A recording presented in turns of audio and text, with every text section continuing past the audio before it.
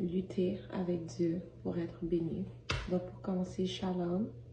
Je sais que ça fait longtemps que je n'ai pas parlé de Dieu dans une vidéo, mais ça fait des semaines que le Seigneur est sur mon cœur because I don't preach anymore. Now I'm back and I'm better. Donc je vais vous parler du fait de lutter avec Dieu pour avoir les bénédictions. La première personne que tout le monde connaît qui a lutté avec Dieu, c'est Jacob. Mais je pense que ce que les gens n'ont pas saisi en fait, c'est que Jacob était un simple pécheur comme vous et moi. Un pécheur dont le sang est pollué par le péché, descendant d'Adam et Ève, just like you and I. You know? Jacob a dit à l'ange, je ne vais pas te laisser partir tant que tu m'es béni. Comment un être humain peut se permettre de dire à un être céleste, tant que tu ne m'auras pas béni, tu ne partiras pas. Toi, pécheur, fait de poussière, littéralement fait de poussière, la poussière qui dit à l'être céleste, ben tu sais quoi, tant que tu ne m'auras pas béni ou pas bâti, tu ne partiras pas. Littéralement. Une autre personne, cette personne n'a pas lutté avec Dieu, mais elle s'est fait voir par Dieu. Jaché, il a couru monter dans un sycomore qui est un figuier. Il était petit. Il est monté et c'est là que Dieu l'a vu. C'est là que Jésus a fait bien. Parfois, il faut savoir se faire voir par Dieu.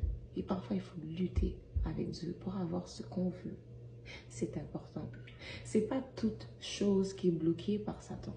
Parfois, Dieu veut voir ta détermination. Est-ce que réellement tu es un combattant? Parce que je vais vous dire très clairement, les fainéants, vous rentrez nulle part là. Dieu n'aime pas les fainéants.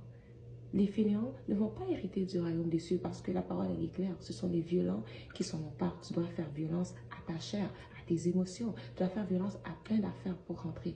Donc celui qui est fainéant ou paresseux dans la prière, tu t'en vas où? Tu t'en vas comment? Tu t'en vas par quoi? Par qui? Tu t'en vas où avec cette attitude? Tu t'en vas nulle part, actually. Lutter avec Dieu. Voici ce que la parole de Dieu déclare dans Genèse 32, à partir du verset 24 ou 25, dépendant de votre version, parce que moi, ma version, c'est la version de Jérusalem. J'ai la parole de Dieu avec respect et considération. Et Jacob se retrouva seul, alors un inconnu lutta avec lui jusqu'à l'aube. Lorsqu'il vit qu'il ne pouvait pas vaincre Jacob, un ange qui ne peut pas vaincre Jacob, il frappa Jacob à la jointure de sa hanche et sa hanche fut disloquée alors qu'il lutta avec lui. Tous les gens qui ont des problèmes de sciatique ou qui ont eu des problèmes au niveau de leur hanche, la hanche disloquée, vont vous dire une chose, tu ne luttes pas avec une hanche disloquée. Avec une sciatique, tu ne vas même pas travailler. Tu dois prendre beaucoup d'antidouleurs pour supporter le travail. I know what I'm talking about. J'ai eu des problèmes de sciatique. Et je sais à quel point ça fait mal. Tu n'as pas envie d'aller travailler. L'ange a vu qu'il ne pouvait pas gagner contre Jacob. C'est là qu'il a frappé Jacob. How? Comment ça tu peux pas? C'est parce que Jacob a lutté jusqu'au bout. Et malgré qu'il l'a frappé, l'ange s'est dit, ah si je vais le frapper, il va me laisser. Voici ce que... Il a dit, l'homme dit, laisse-moi aller car l'aube se lève. Mais Jacob répondit, je ne te laisserai pas aller sans que tu m'aies béni. Il l'a frappé pensant qu'il allait le laisser. Jacob a fait, tu vas où? Tu t'en vas où? Tu vas où? Tant que tu ne m'as pas béni, l'aube peut se lever comme tu veux. Tu vas rester là, on va lutter. Comprenez aussi que lorsque l'ange luttait avec Jacob, il était le seul réveillé. Il était seul. Et Jacob se retrouva seul, alors un inconnu. Il y a de ces combats que tu dois gagner tout seul. Parce que sa femme, exemple, ces femmes qui auraient vu Jacob se faire disloquer la hanche. Oh, qu'est-ce que ça fait? Elle aurait peut-être une distraction. Il y a de ces combats que tu dois mener tout seul, que tu dois gagner. Puis tu dois mettre des gens dehors. C'est comme les gens qui demandent à Dieu, oh Seigneur, élève-moi. Tu es de l'or. Quand tu retires l'or de la terre, il y a de la terre autour de la pépite d'or. Tu dois enlever la terre. Tu chiales parce que Dieu enlève la terre. Il faut que tu te sépares de certaines personnes.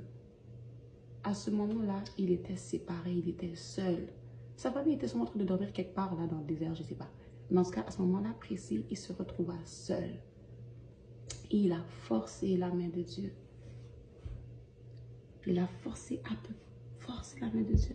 Voilà pourquoi quand on chute au verset 30 ou 31, dépendant de votre version, Jacob appela ce lieu Péniel, face de Dieu. Car j'ai vu Dieu face à face, mais ma vie, elle a été épargnée. Donc, il a vraiment lutté avec un être céleste.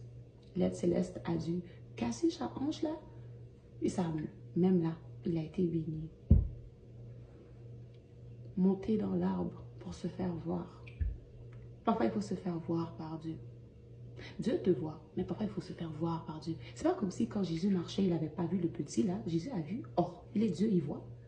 Mais c'est quand seulement il a monté qu'il a fait. Bien. C'est quand l'autre il a lutté que Dieu a fait, bon, je vais te bénir. C'est quand Anne, à force de pleurer, Dieu a fait, bon, c'est bon. L'autre a fait, bon, qu'est-ce que tu veux? Ah. Ok, après ça, il y a un enfant. C'est le temps de l'élévation. On ne va pas se mentir ici. Tous les vrais enfants de Dieu, on a tous senti que 2023 est une année de semences. Et en 2024, nous récoltons. Voilà pourquoi Dieu sait par le blé de l'ivraie. On ne peut plus se permettre de marcher avec n'importe qui.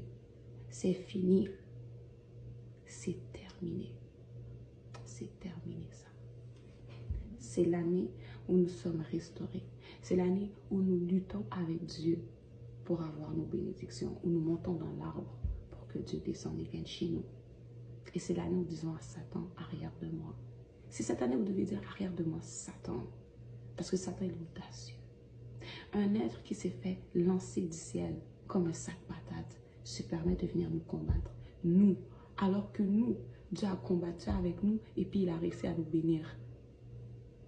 Il a béni notre Père, il peut aussi nous bénir si on lutte avec lui. Donc oui, parfois, lutter avec Dieu. Parce que vous n'avez pas envie que Jésus descende et que vous vous donnez des coups de poing. Faites-moi confiance. Mais Jacob a lutté, il a gagné. Satan, il lutte. Peine perdue. Et on se laisse abattre par un perdant. Tu perds depuis le début. Même nous, Dieu nous a même accordé une petite victoire à travers notre papa Jacob. Oh. Je devais apprendre à lutter.